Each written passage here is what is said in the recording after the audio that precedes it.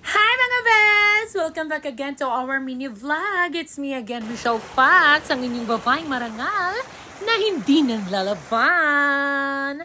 Okay, so for today's mini vlog, ayan, simulan natin ng masarap na umaga. Yes, masarap dahil pinagluluto tayo ni Kramer Ford ng napakasarap na almusal na diretso tanghalian na. Yes, So, i-update ko lang kayo dito sa The Island Nature Spring. Tuloy-tuloy yung ating pagme-maintenance.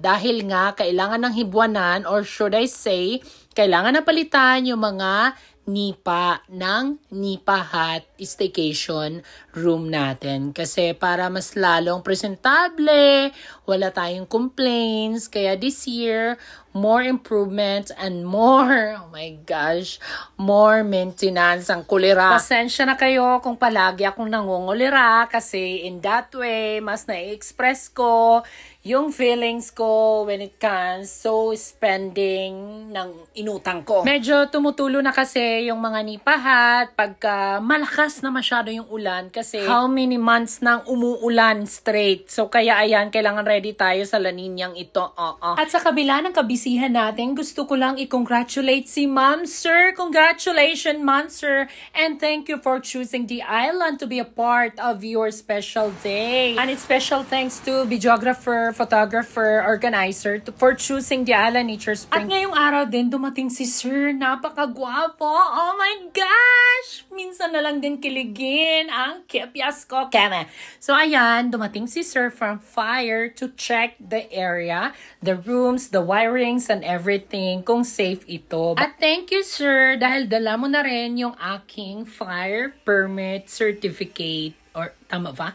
So, ayan. Panay haplos ng hair, panay ayos-ayos, at naaligaga. At bigla ko naisip na gawan si Sir ng masarap na may inom. Itong aming bestseller na iced caramel macchiato. Dahil pa thank you na rin dahil siya na din mismo ang nagdala ng aking fire permit. Oh my gosh, I feel so special. So, ayan, pa-cute-cute ang kulera.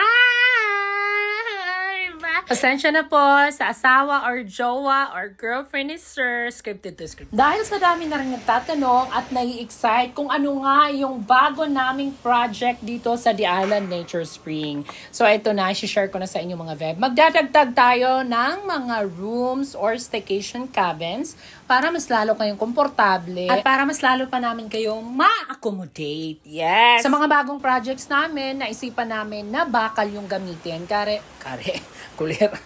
Ano ba yan? Tipong seryoso na nga sana ako tapos bigla namang bumibigay itong tila ko. So yun nga, bakal yung pundasyon kasi para mas matibay at hindi inaanay at hindi ginbubok-bok, ginkukuan, kadamon, mangurot ko din nga. Guba, kulera! So ginuyog ko na itong dita kasi para matry natin kung matibay nga pero iba na uyog ko. Aniya nga yan, scaffolding nga kahoy. Bago pa yung warahiya kahulog. So ito na pagkasundo ang design namin ni Kramer Ford. Pagkasok.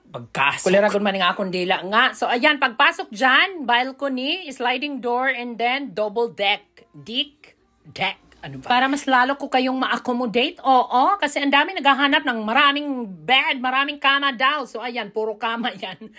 So ayan, sa taas, double deck. Bakal din yan kasi para magjugjugan nga dyan. Ginratratan ko pa nga ni. Di pa, matibay. Para sa oras ang labanan, Zay. Palaban ang aming bed. Hindi mauyog. So ayan, umaawra ako dyan habang chine-check yung mga bird ko. Maitlog na. Wala pa rin itlog. Mabuti pa ako maitlog. Yung bird ko walang itlog. At sa kabila ng paglalandi ko pala doon kay Sir sa Fire, hindi ko napansin na ito pala si Lolo Kramer Ford mo nagsiselos. Ganyan siya magselos. Hindi pinaparamdam. Pero ginbobontagan na lahak. Kausay ko nida. So ayan, pinagawa ko siya ng caramel macchiato. Yes, patampo-tampo pa ang kolera. Ayan, purutan na itong dong.